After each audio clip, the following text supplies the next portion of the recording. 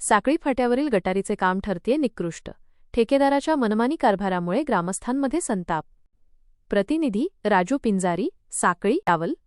साखळी फाट्यापासून साखळी गावापर्यंत आमदार निधीतून सुरू असलेल्या गटारीच्या बांधकामाबाबत सध्या गंभीर तक्रारी समोर येत आहेत.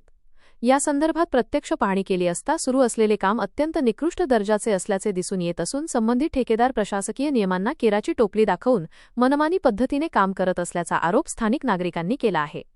मिळालेल्या माहितीनुसार गटारीचे बांधकाम करताना तांत्रिक निकषांचे पालन केले जात नाही. विशेष म्हणजे काँक्रिटीकरणासाठी आवश्यक असलेले लोखंडी किंवा लाकडी साचे फॉर्मवर्क न वापरता केवळ खोदलेल्या खड्ड्यातील मातीचा आधार घेऊन गटारीच्या भिंती उभ्या केल्या जात आहेत. अशा प्रकारच्या कामामुळे बांधकामाला आवश्यक असलेली मजबूती मिळणार नाही आणि पावसाळ्यात ही गटार कोसळण्याची दाट शक्यता निर्माण झाली आहे. केवळ नावापुरते आणि दिखाऊ काम करून सरकारी निधीचा अपव्यय केला जात असल्याचे चित्र सध्या साखळी परिसरात पाहायला मिळत आहे. चोपडा यावल विधानसभा मतदारसंघातील विकास कामांना गती मिळाल्याचा दावा लोकप्रतिनिधींकडून केला जात असला तरी प्रत्यक्ष जमिनीवर मात्र गुणवत्ता नियंत्रणाचा मोठा अभाव दिसून येत आहे. आमदारांच्या नावाचा आधार घेत ठेकेदार दर्जाहीन काम करत असल्याची चर्चा नागरिकांमध्ये आहे. स्थानिक ग्रामस्थांनी दिलेल्या माहितीनुसार या कामात सिमेंटचे प्रमाण अतिशय कमी वापरले जात असून कामावर कोणत्याही प्रकारचे तांत्रिक पर्यवेक्षण होताना दिसत नाही.